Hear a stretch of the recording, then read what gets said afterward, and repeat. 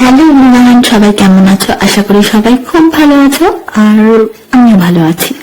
বলেছিলাম না বানুবাড়ি আবার যেতে হবে, তো বানুবাড়ি যাওয়ার জন্য সব প্রিপারেশন করছিলাম। আর জানোই তো, মানে এটা মেয়েদের হ্যাবিটস যে নতুন জুয়েলারি বা কোনো ড্রেস আসলে সেটাকে আগে পরে মানে দেখতেই হয়।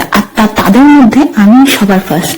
যাই হোক, বানুবাড়ি যাওয়ার আগে মনাবাড়ি গেছিলাম, কিন্তু কারণ মনার শরীরটা খারাপ ছিল, ইভেন এখনো আছে। আমি যখন ভিডিওটা করছি ওটা মনার চোখ অপারেশনের আগের ভিডিও।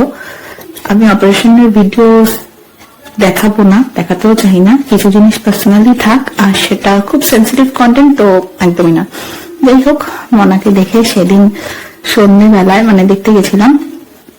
দেন ওখানে থেকে পরের দিন সেদিনকেই রাতে চলে আসি। এটা ছিল তার পরের দিনের ভিডিও।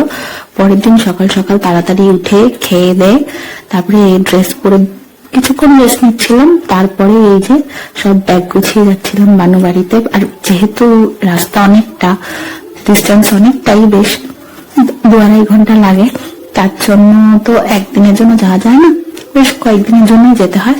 তো যেমন কথা তেমন লাগেজ সব গুছিয়ে উঠে পড়েছিলাম। আর যাওয়ার সময় আমি খাচ্ছিলাম হচ্ছে দহি বড়া, আর মামুনিদের মানে মামুনি আর মামার জন্য নিয়েছিলাম হচ্ছে গাজরের হালুয়া। যাই ভিডিওটা এত ফাস্ট হলো, এত ফাস্ট তো আসেনি। যাই সবার ফার্স্টে এসে এই যে আমার মুখুর সাথে টাইম স্পেন্ড করা, আর এই যে একটু খাচ্ছিলাম, তাই সেগুলো ছবি তোমাদের সাথে শেয়ার করলাম। ভিডিওটা কেমন লাগলো অবশ্যই জানিও, আর চ্যানেলটাকে সাবস্ক্রাইব করে দিও। আর যারা এখনো চ্যানেলটাকে সাবস্ক্রাইব করোনি তাদেরকে এটাই বলবো, প্লিজ সাপোর্ট করে পাশে থেকো।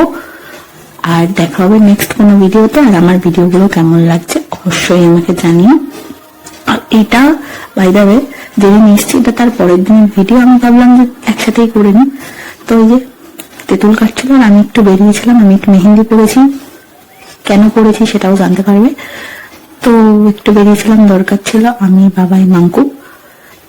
তারপরে একটু দোকানে গেছি, তারপরে সন্ধ্যাবেলায় সবাইকে মেহেন্দি পরিয়ে দিয়েছিলাম। বাইরে বলিয়ে দিই সামনে শিবরাত্রি বলে সবাইকে মেহেন্দি পরিয়েছি, আর কিছুই না।